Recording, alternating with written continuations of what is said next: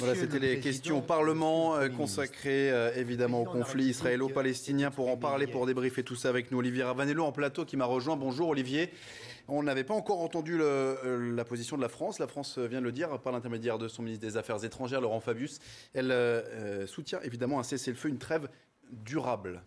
Oui, ce cessez-le-feu qui a été proposé, mais qui a été immédiatement rejeté par le Hamas.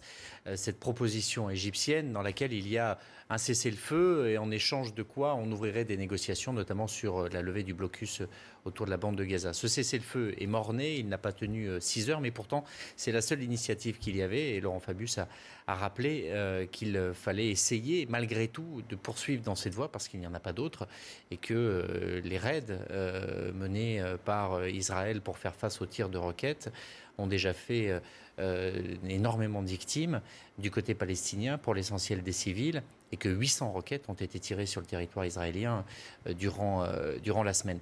La position française avait déjà été formulée hier par François Hollande avec beaucoup de précautions, beaucoup de précision aussi. Une position qui a pu apparaître comme étant tiède ou timorée, mais qui au fond reste la position classique de la France. Qu'a dit le chef de l'État? Qu'il fallait, au-delà de régler l'affrontement qu'il y a eu maintenant, rappeler que la seule solution, c'était l'élaboration et la création d'un État palestinien viable aux côtés d'un État israélien. Et que si l'on n'abordait pas cette question de ce côté-là, eh bien, on ne parviendrait à rien. Et d'ailleurs, hier, le président de la République a pris soin de ne pas utiliser le mot terroriste. Il a parlé des Palestiniens, manière d'insister sur le fait qu'il n'y a pas que le Hamas du côté des Palestiniens, qu'une majorité de Palestiniens ne sont pas derrière ce mouvement extrémiste, qu'une majorité incarnée par Mahmoud Abbas veulent des négociations sur la base de ce qu'on appelle le partage avant 67, c'est-à-dire la Cisjordanie et Gaza pour les Palestiniens et un statut à négocier encore sur Jérusalem, et que ça n'est pas simplement une lutte d'Israël contre le terrorisme, contre le Hamas, mais qu'il reste la question palestinienne qu'il faut régler. Donc hier, en ne rentrant pas dans la question de la lutte contre le terrorisme, le président de la République a bien rappelé cela, qu'au fond, la question est politique, et pas simplement sécuritaire, comme l'avance le gouvernement de Benyamin Netanyahou. Et justement, tout à l'heure, juste avant la question de Pierre-Yves Le Borgne, on a entendu le député maire de Nice, Christian Estrosi, qui revenait sur ce conflit et ses conséquences en France. Les manifestations pro-Hamas qui se sont déroulées à Lille, à Nice, évidemment. Pro-palestinienne. Paris, pro-palestinienne. Pro-palestinienne, dans laquelle, évidemment, il y a des extrémistes qui mélangent tout et qui finissent par faire aussi l'apologie du djihad.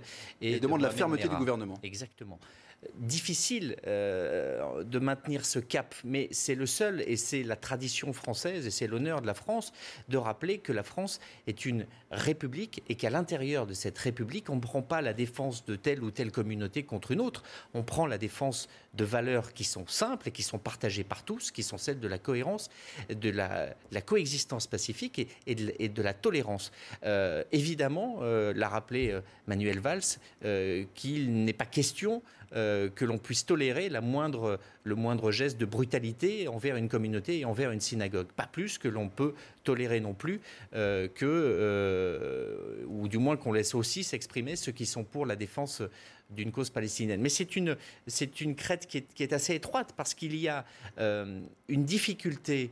Et cette difficulté aussi est souvent très présente dans la communauté juive en France, de porter un regard critique sur la politique qui est menée par Israël et de se dire qu'il est possible de critiquer la politique d'Israël menée à un moment donné par un gouvernement, par une coalition politique qui peut être critiquée, de même qu'à d'autres moments on peut critiquer les États-Unis et l'Amérique de George Bush ou de Barack Obama n'est pas la même, et qu'on n'est pas, c'est pas parce qu'on critique ou qu'on critiquait la politique de George Bush qu'on était contre les États-Unis. Avoir ce regard-là sur la politique israélienne reste compliqué, et qu'il y a souvent dans la communauté juive la volonté de faire corps et de défendre Israël, comme si le critiquer c'était remettre en cause Israël.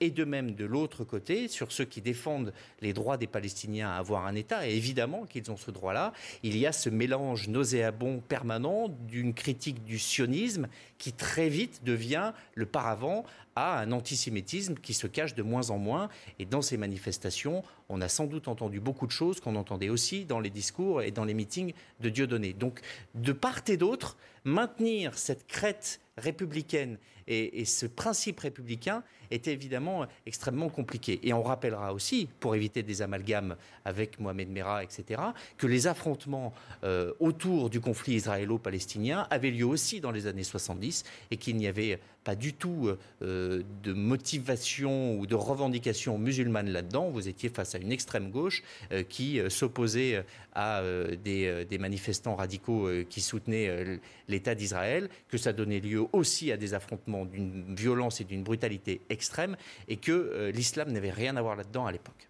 Merci beaucoup, Olivier Ravanello, pour toutes ces précisions. Restez sur RTL, l'information revient dans quelques minutes. À tout de suite.